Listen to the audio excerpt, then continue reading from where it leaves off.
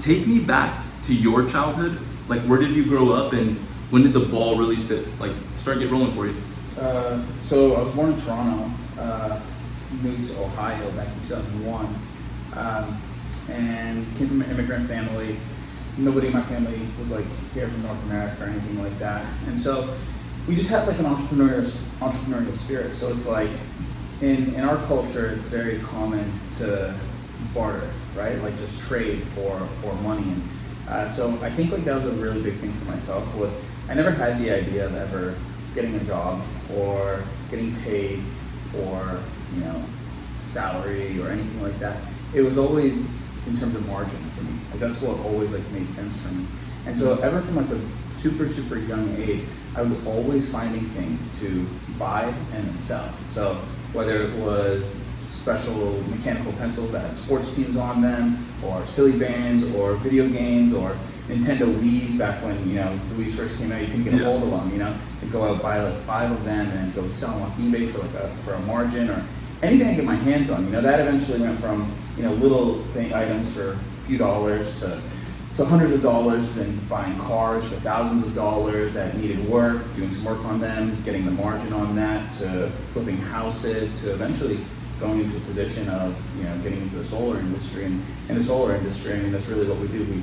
We arbitrage the sale, right? Like we have a margin from how much we purchase the whole entire installation, equipment, everything for, and then what we actually sell it for the customer, and then we get that spread in between. So it's always been the same method. It's always been everything that I've done ever since I was a kid, just applied and continued moving forward into our business. Were you always like in that grind, in that trench, looking to like better yourself? Like, what was your? It wasn't bettering myself. It was always like, how do I make money?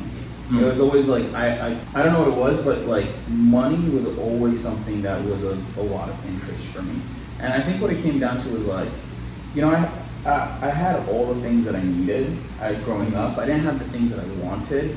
And it was always like this idea of, we don't have the money for it. We don't have the money for it. And I came from our parents. We don't have the money for it. We don't have the money for it. But like the idea in my head was like, okay, if we don't have the money for it, like, why don't we just get the money for it? Mm-hmm. Like I never, like my parents, my father was the only person that brought an income into the household. And he couldn't like raise his salary. He couldn't raise his income. He was like stuck in this idea of like, hey, this is my salary. This is what I do. I don't do anything else except for this. This is the only thing. And it just never made sense to me that like he never thought that he could go out and just get more money if he wanted more things. And so there was always like a big push and desire to go and acquire money. And then what I didn't realize until afterwards, long afterwards, that like money doesn't just come to you as you go and chase it. Money starts to come to you when you start to deserve it more, right? So like you have to be able to, a long time ago I called it like a deservability factor, right? Like how much do you actually deserve to earn a high income? And if you take a look at somebody who's on the street and homeless, very wide variations of these two. You find somebody that's on the street and homeless, and you take a look at their life and the things that they do on a day-to-day basis, or the things that they did on a day-to-day basis to get to where they're at. That person probably deserves to be in that situation. And then you go in and you take some of the most successful people on the planet, and you take a look at what they did on a daily basis consistently to get to where they're at. They probably deserve to have those things based on the actions that they did, right? So it's like the person who was homeless probably got involved in drugs, probably lied to a lot of people, cheated a lot of people, stole from a lot of people, didn't have loyalty with others, or just couldn't have loyalty with them. He couldn't trust others, trust other people couldn't trust him.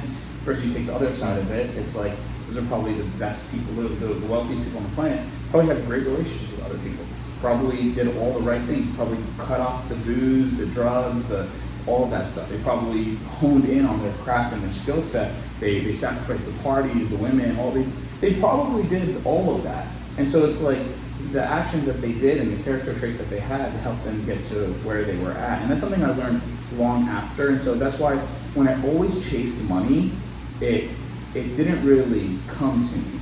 But it was once I like started working on myself, then money just started to flow to me more because I started to attract it more into my world.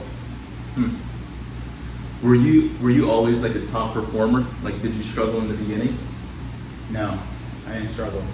No, I came in and it was like, I'm very competitive. right? So like I did a few different sales jobs, and I was always breaking records. I was always coming in. I was always like just surprising people. I mean, sure, it was difficult in the sense of like how much effort that I had to put in. Like it took a lot of effort, but I'm just somebody who, like, you put me in a competition, you put me against somebody else, it's like I'm coming for that first spot on the scoreboard.